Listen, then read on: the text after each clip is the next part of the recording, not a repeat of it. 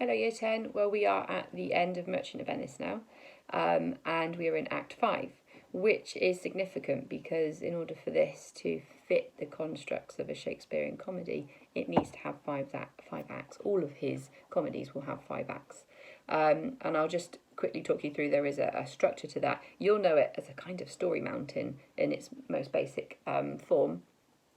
So when you're looking at a 5-act Shakespearean comedy, you will see that the first stage is an exposition. That's usually the first act, roughly. You've then got rising action through Act 2. Then as you get towards Act 3, there's usually a climax, and then coming back down the other side of the story mountain term, if you like, we get to Act 4 where we've got falling action. Things are starting to unravel, basically, and that was our court scene, so Shylock's situation is unravelling. And finally you get to Act 5 where you have a resolution or a catastrophe, which is generally more specific to Shakespearean tragedies and comedies. I suppose there's somewhat of a catastrophe here for Shylock. Remember, the other things that I've mentioned to you are that there are specific ingredients for it to be a Shakespearean comedy, and we have seen so far obviously the 5 acts, but also the main theme, which is love and marriage. We've also got this idea of cross-dressing, women dressing as men, men dressing as women, so on and so forth. A level of impersonation, all right. You've also got a bad character learning a lesson, that would be in this case Shylock, and you've also got puns and wordplay.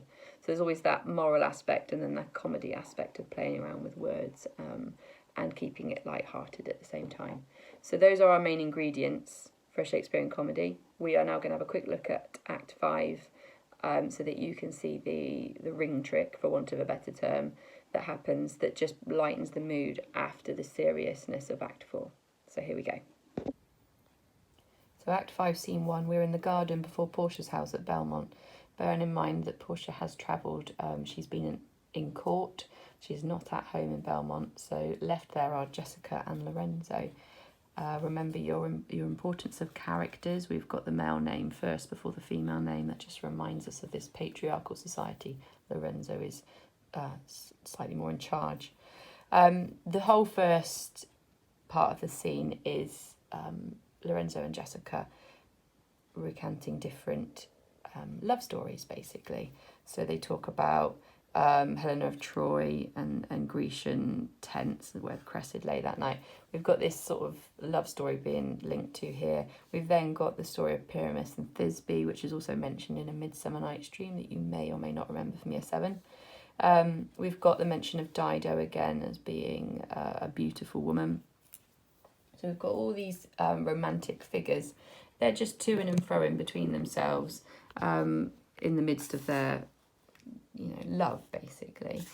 We've then got Stefano who comes in and he says that Portia is on her way back to Belmont, and that she will be returning with her maid and hopefully with Bassanio as well. We've then got Lancelot who comes in and is pleased to see Lorenzo and Jessica. Remember, Lancelot used to work for Jessica in their house. They're hoping here that it says, but go we in, I pray thee, Jessica, and ceremoniously let us prepare some welcome for the mistress of the house. They feel the need that they need to impress Portia somewhat. They want to be welcomed into this circle of friends, regardless of the situation with Shylock. So we continue to have a lot of love music, a lot of discussion of sweet music, so on and so forth. And then we get the arrival of Portia and Nerissa. That light we see is burning in my hall. How far that little candle throws his beams. So shines a good deed in a naughty world. So Portia's almost celebrating there what's gone on so far. We then move on up here to see them chatting to Lorenzo. And obviously Jessica's there as well. So Lorenzo says, that is the voice, or I am much deceived, of Portia. Portia says, he knows me as the blind man knows the cuckoo by the bad voice. Dear lady, welcome home. We've been praying for our husband's welfare. which speed we hope the better for our words are they returned. Lorenzo says, Madam, they are not yet, but there is come a messenger before to signify their coming. Go in, Nerissa, give order to my servants that they take no note at all of our being absent hence, nor you, Lorenzo, Jessica, nor you. So she's very welcoming to all involved, and there's clearly no sort of blame being partitioned to Jessica here. She is completely absolved of any communications with her father. Then Bassanio, Antonio and Gratiano enter with their followers, or their crew, if you like. For a light wife doth make a heavy husband, and never be Bassano so for me.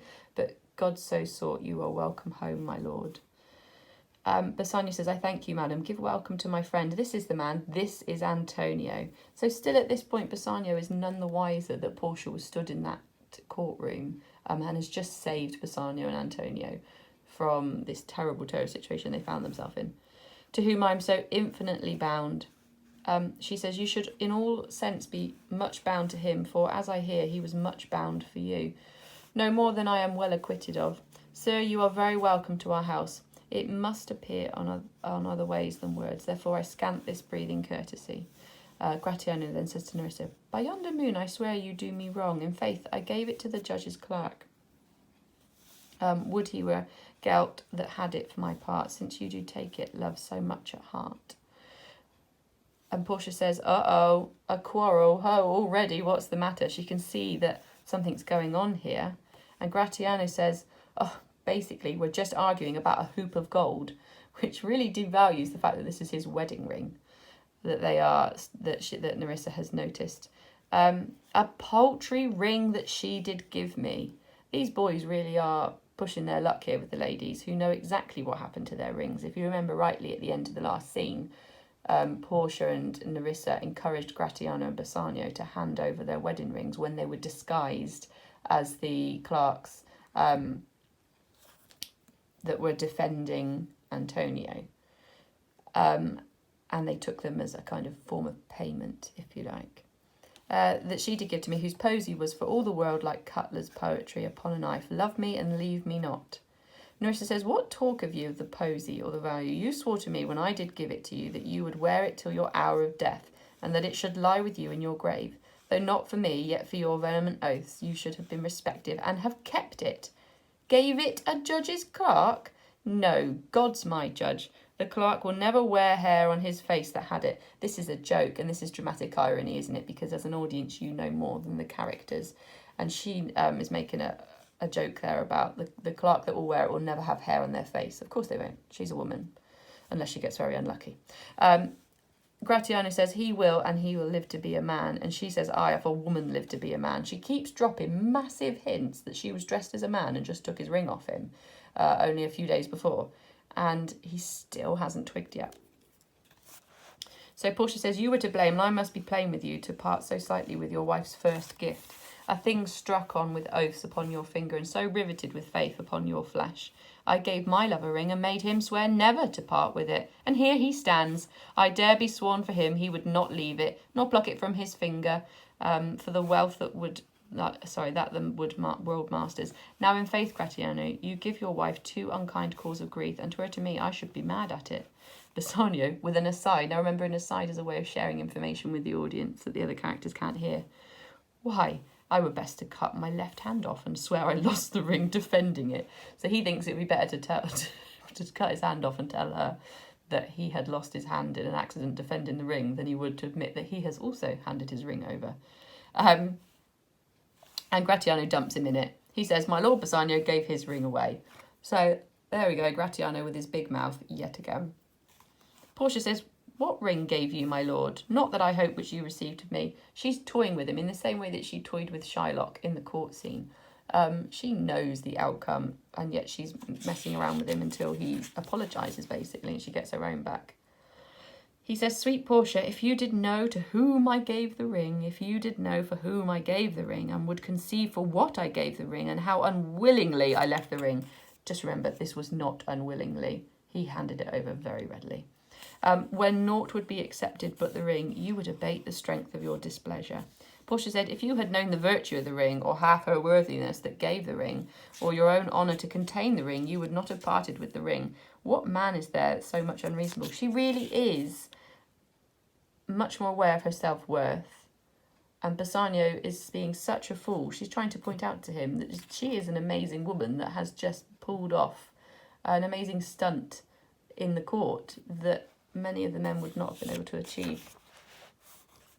If you had pleased to defend it with any terms of zeal, wanted the modesty to urge the thing held as a ceremony. Nerissa teaches me what to believe. I'll die for it, but some women had the ring. And he says, no, by my honour, madam, by my soul, no woman had it but a civil doctor. So she's trying to, again, we've got this playing with words. She's saying, he's given it to another woman. And he says, no, it was the civil doctor, the person that helped them out in this court scene. It was a man. He refused money of me and begged the ring, which was true. That was what happened when Portia was duping him. The which I did deny him and suffered him to go displeased away, even that if he held up with the very life of my dear friend. What should I say, sweet lady? I was enforced to send it after him.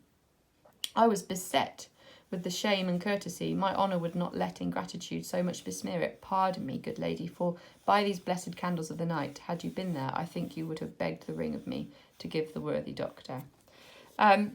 Portia continues to play with them until we get a little bit further along. As we get over to this side of the page, that you can see that line 255 roughly. Portia says, then you shall be his surety. She takes a ring from her finger. Give him this and bid him keep it better than the other. So she reveals what's just happened to Antonio. Antonio, who's not aware of what's been revealed to him, says, here, Lord Bassanio, swear to keep this ring. He's acting as a go-between. He seems to have been the middleman in all of this the entire time, kind of in the way a little bit, Antonio. By heaven, it is the same I gave the doctor. And Portia says, I had it of him. Pardon me, Bassanio, for by this ring the doctor lay with me. This is a pun on words. It's not that he's just laid the ring down for her to take. It's a pun on the idea of laying with someone, to sleep with someone. She really is messing with Bassanio at this point and trying to wind him up. Nerissa does exactly the same. She shows a ring also. And pardon me, my gentle Gratiano, for that same scrubbed boy, the doctor's clerk, in lieu of this last night, did lie with me. So we've got this pretending that she has also received the ring from him. Gratiano, who responds quicker than Bassanio, says, why, this is like the mending of highways in summer where the ways are fair enough. What, are we cuckolds if we have deserved it? So have our wives cheated on us? And Portia says, speak not so grossly. You are all amazed. Here is a letter. Read it at your leisure. It comes from Padua, from Bellario. There you shall find that Portia was the doctor. Nerissa there, her clerk. Lorenzo, here shall witness I set forth as soon as you, and even by now returned, I have not yet entered my house. Antonio, you are welcome, and I have better news in store for you than you expect. And seal this letter soon. There you shall find 3 of your argosies are richly come to harbour suddenly. You shall not know by what strange accident I chanced on this letter. The argosies, remember, are the boats that Antonio had out at sea carrying his goods, and therefore he hasn't lost all of his money. In fact, he's just had 3 boats come in that are going to bring him a lot of money. Antonio says, I am dumb. He means dumbstruck. He doesn't know what to say. He can't believe it. Bassanio says, were you the doctor? And I knew you not. Gratiano says, were you the clerk? That makes it me cuckold. And Nerissa says, aye, but the clerk that never means to do it unless he live until he be a man. Sweet doctor, you shall be my bedfellow when I am absent, then lie with my wife.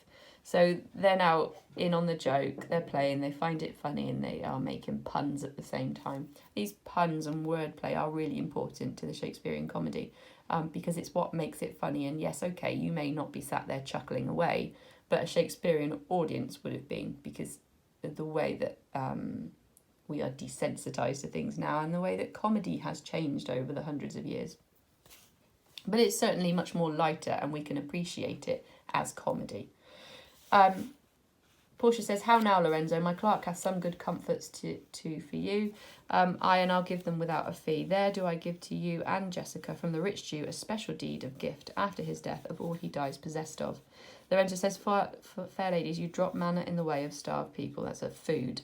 So Portia reveals that she has got money for Jessica and Lorenzo from Shylock as recompense for the situation, and they are very thankful.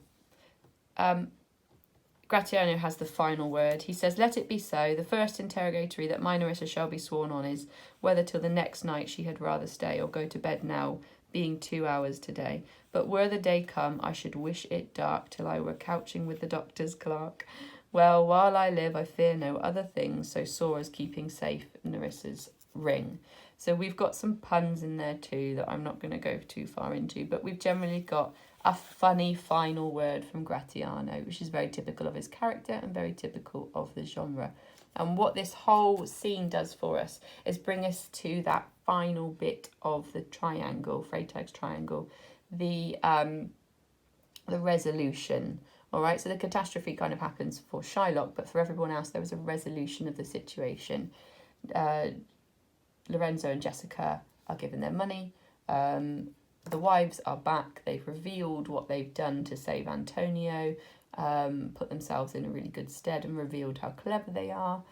And Antonio, Bassanio, everybody is safe. So this is a resolution and it fits the story structure as it should do perfectly. Okay, good luck with answering your questions on your worksheet.